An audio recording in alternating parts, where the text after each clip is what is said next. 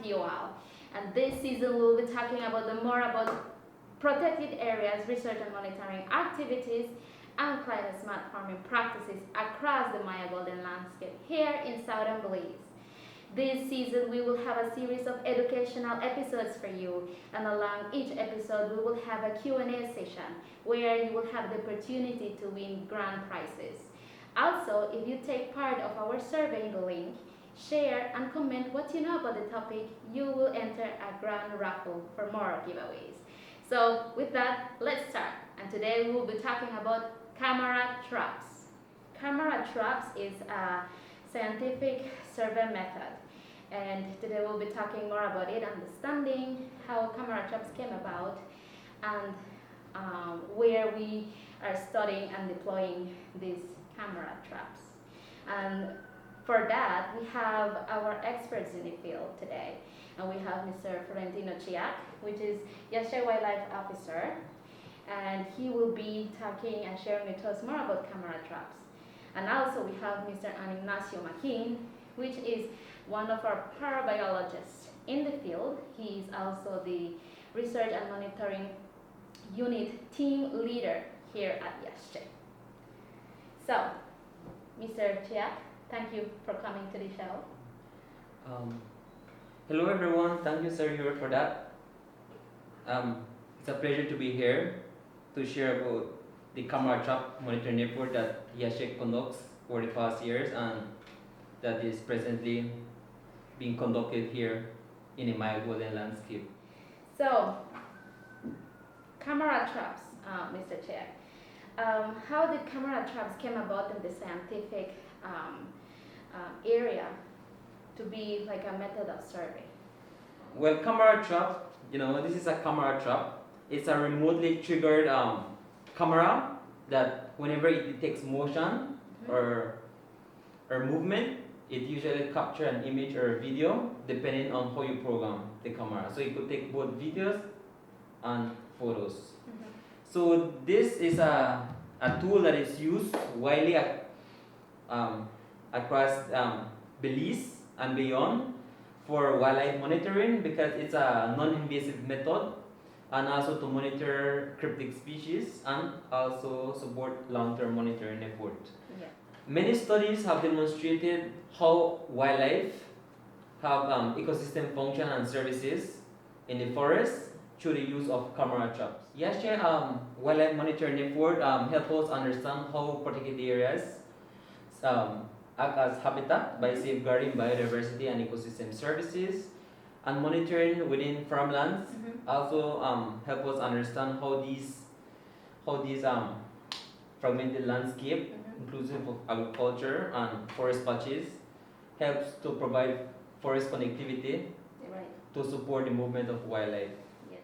Okay, well, first of all, camera is an old technology that had been used in the 1890s, which was first invented by George Shiras III. He invented this method in an effort to document photos of wildlife at night. Because first of all, I'm going to start with the basic parts of the camera. So this is a multi-band camera that we use here at Yashe. As you can see to the top, these are the infrared lens. This is capable of taking photos at night, grayscale pictures. Then we have the lens. The lens is the one that takes photos or videos depending on how you program the camera. Then we have the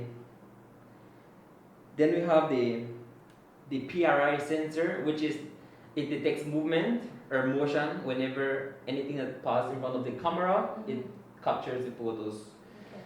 So when we open the camera, you have the battery compartment, which usually takes 4 pairs of AA batteries, and the recommended batteries to use is lithium batteries.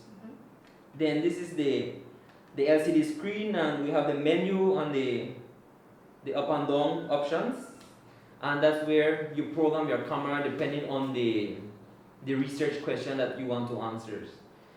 So the camera both take day and night photos with the infrared to answer your questions. Because of the infrared lens, it's able to take photos at night without having to flash white lights. Yes. Well, yeah, I mean, camera traps is, we have camera trap deployed across the Maya Golden landscape, like you said. And so what kind of data did you record through camera traps? Because you take photos and videos, right? What kind of information can you guys analyze through that? So with camera deployed to the field, there are various data that can be collected from the photos. One is to understand the species diversity and the richness within an area. Also to monitor conflict levels whenever at times jaguar, the predator, usually attack livestock or domestic animal, and camera is one way how you could conduct a short-term monitoring to see which predator is affecting or predating on livestock. And also it helps to show how the interaction between predator and prey is occurring within the survey area. So, for example, you said predator and prey relationship. We know that the jaguar is an iconic species for Belize and is the top predator in the jungle. So how important is the information of collecting this? Maybe not just only for the jaguar, but other species such as the pecarys or the pacas, which are very important game species for communities. Oh, for that, we know jaguar is an indicator species in an ecosystem. So camera deployed in the field help us to show and understand that these wildcat, especially jaguars, are dwelling within an area while supporting the prey base. So through the years, we have seen that with our camera trap monitoring effort, we have documented several game species which are also important for human consumption here in Belize. And just seeing this data with the prey and the predator shows that indicating that there's a healthy ecosystem. And where do we have these camera traps deployed? Camera traps are deployed within the particular areas that IASHES co-manages, which include Bleeding Nature Reserve and the My Mountain Earth Forest Reserve, and also within farmscape, which include agroforestry farms and cattle farms. Okay, Mr. Chiac, so this camera survey, how important is that for decision making for conservation efforts? Okay, so the monitoring effort conducted here across the landscape by the IASHES science teams help us understand how these particular areas safeguard like biodiversity and ecosystem services, which most wildlife have an ecological role in an ecosystem.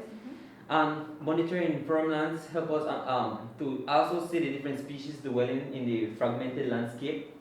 And with all of this data, with the continuous monitoring effort, it will show how these fluctuation happen over time when it comes to the predators and also prey base.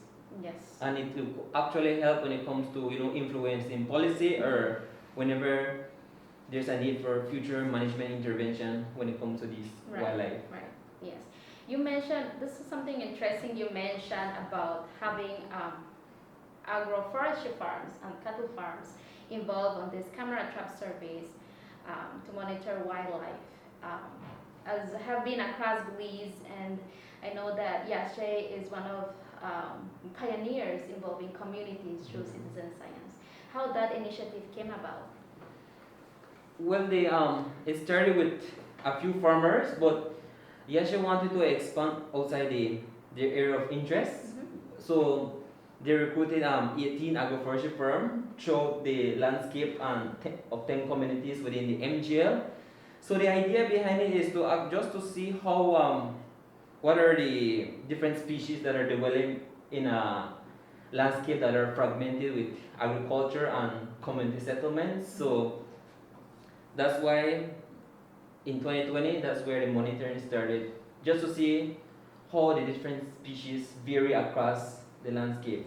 And when it comes to the monitoring around cattle farms, it's mainly to monitor jaguar activity.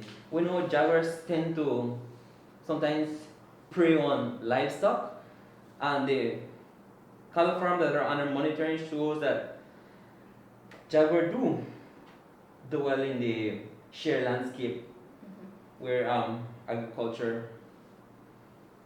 Okay, where agricultural activities are present, right? Yeah. And how did you started involving these farmers? Did you provide workshops? Are the farmers able to conduct the survey themselves, or how that you guys had worked with the farmers? Well, monitoring, they have the downside of it. Most of the time, like, you would often get issue when it comes to camera theft. So we wanted to involve the farmers, not because, even though there's the science team that conducts camera check, deployment, and retrieval, but we wanted to engage farmers to keep an eye on the camera on their farm, and whenever sometimes the camera would malfunction, they're able to program it so it could continue to collect the data. So before all of that, we conduct a capacity building workshop to train them how to program the camera, how to deploy it, and what they should expect, and even clear the area where the camera is tilted just to avoid the movement of vegetation. So the farmers, they get this first-hand experience, training them how to use the camera. So when the survey concludes, we usually generate reports and also present it to them just to know what are the different species that are dwelling on their farms. And also we provide an infographic just to show the different wildlife that are inhabiting their farms. And this sometimes come in handy because some of the farmers, they provide tours. They have eco farms. They sometimes use this infographic to show the guests the different wildlife that are on their farm. So it's actually useful to farmers that provide tours, and also to their families to learn the different species that are dwelling on their farms. Yeah. So some of these farmers have seen the jaguar or any wildlife cat, because I know cats are very rare to have like a sighting of them through their farm. Yeah. Yes. So because I'm the one that manages the data, process it and cleanse it, and subsequently conducting the analysis to generate reports. And from what I've seen, there's a good numbers of from the different farms there. The camera have managed to capture jaguars in like most of the farms, as well as different wild cats. Right. So from all of these, we could draw a conclusion to the importance of these farmers practicing cacao-based agroforestry. Yeah. So you could see how these sustainable farming practices is actually acting as corridors for wildlife. It supports the movement of wildlife. So from this, this actually show like a substantial evidence that these farming practices is supporting wildlife conservation. Like Mr. Chiac said, involving the farmers was a crucial initiative for Yashe that will support protected areas and farm land to have a joint effort to conserve forests, because forest is very important not only for us humans but also for wildlife. And conserving this wildlife is important overall to have a healthy ecosystem, a healthy planet. Right? Yes, I do agree with you. Yes, Mr. Chiac. Thank you so much for that, sharing your experience and your knowledge on camera traps. Mr. Chiac will continue working in the field. He goes out and under the rain or mud, he's out there deploying camera traps or collecting the information. Thank you, Mr. Chiac. Yeah, well, thank you to Sayuri, and thanks to those who are watching. I hope you guys learned a little about camera trap and the work that we're currently doing here at the Maya Golden Landscape. Yashe's area of work, the MGL, has a vast diversity of wildlife and plant species that provide ecological services and are part of our cultural heritage. Yashe monitors biodiversity and supports research to help protect threatened species and their habitats. With the help of citizen scientists, biodiversity data is collected within protected areas and agroforestry farms. Yashe is committed to make sound decisions rooted in good science for sustainable development of our natural resources. Well, now we will have Mr. Anignazio Makin. As I mentioned before, he's the parabiologist out in the field and our team leader of our research and monitoring unit here at ESJ. Makin, thank you so much for joining the show. Thank you, Sayuri, and hi everyone. Okay. So, Makin, you have been working with ESJ for quite some years now and still under the scientific research and monitoring. How the camera trap surveys came about in ESJ? Well, yesterday began studying biodiversity using these cameras in 2013. And then in 2016, we expanded to Maya Mountain Earth Reserve. Okay. And that's in the agroforestry concession and 5 farms in the MGL. Mm-hmm. In 2020, we further expanded to 18 agroforestry farms and 7 cattle farms in the 10 communities within the MGL. In total, we have 54 camera stations, 19 in protected areas and 25 in farmland. Wow. Yeah. 54 in total, you said? 54. 54 in total. And can you share with us how you guys go deciding where to deploy these cameras? Using a topographic map, so we don't overlap our sites, we set these cameras at 2 kilometers apart, following the BRIM strategy and the national monitoring protocol for these. These cameras run for 3 months in the dry season and 3 months in the wet season. We use these multi-camera traps because they are easy to set up and has a high performance and they are water resistant. I see. Yeah, so if a heavy rain comes down in the forest, I was wondering if this camera won't get wet or have some, malfunction after a heavy rain in the jungle. Well, we actually have some that are water damage, because water resistant is not, you would say, not fully resistant, but we still have some that actually get damaged by rain. Mr. Ignacio, you mentioned as well that you set up cameras 2 kilometers apart there, and that you have a site selection through a map grid, right? So is that, it's easy to see a map and put in points through GPS and put in cameras there. Do you guys also see like what's on site down deep in the jungle? How do you guys really and observe the area? How you choose a tree? Okay, here we're gonna put the cameras. Well,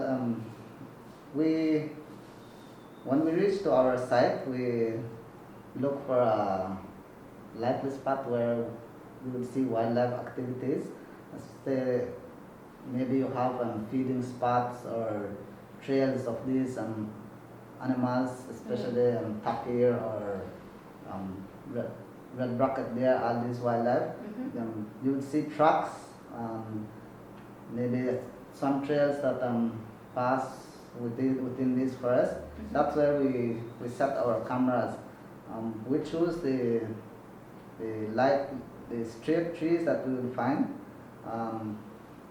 We would clear in front of that tree, that maybe 10 feet or depending on what size you want to clear. We set these cameras at knee height, because these animals won't be as tall. We try to capture as the image as good like within that cleared area. But first, when we set these cameras, before we go out, we set these settings within these cameras, the different keys that we have. So we know that these cameras will be working very good. We put in batteries and cards, everything. Then we go and take them out in the field. Right. After we tie down these cameras on the trees, we turn them on, take some test shots to see the angle if it's good or needs adjustment. Right. Yeah, and after we are confident that satisfied that these settings are good, we take GPS reading for these spots, and then the date, time, and who is setting these cameras. And we leave these cameras in the field for 3 months in the dry season, which is in the month of March to May, and then in the wet season in the month of August to October. After we leave these cameras out, we go back into these sites again after a month, and we check the camera if it's working. We check the time, date, and who is also recording that data, and who is alarmed. And we also noted that we changed the cards. Right. Yeah. And after coming out from the field, we downloaded all these data or pictures into our computer for storage and analysis. Yes. You mentioned that you have deployed cameras 3 months in the dry season and 3 months in the wet season. So right now we have camera traps out there. We have, this is the last month that we have them in the field, and we'll be collecting them this coming week. After we collected them, we're going to be checking that they are still working, record everything, like the time and everything, and then clean them out, and then we will be prepared again for another setting in the coming season. Yeah. Well, Mckee, that was wonderful information from you and your experience with camera trap out there across the Maya Golden landscape. Thank you so much for sharing with us today about camera traps. Thank you again, and thank you everyone for tuning in to us. It was a pleasure to share with you all on the camera setting that we did. Yeah. Thank you for watching, and remember to follow us on Facebook, Instagram, Twitter, and in our YouTube channel.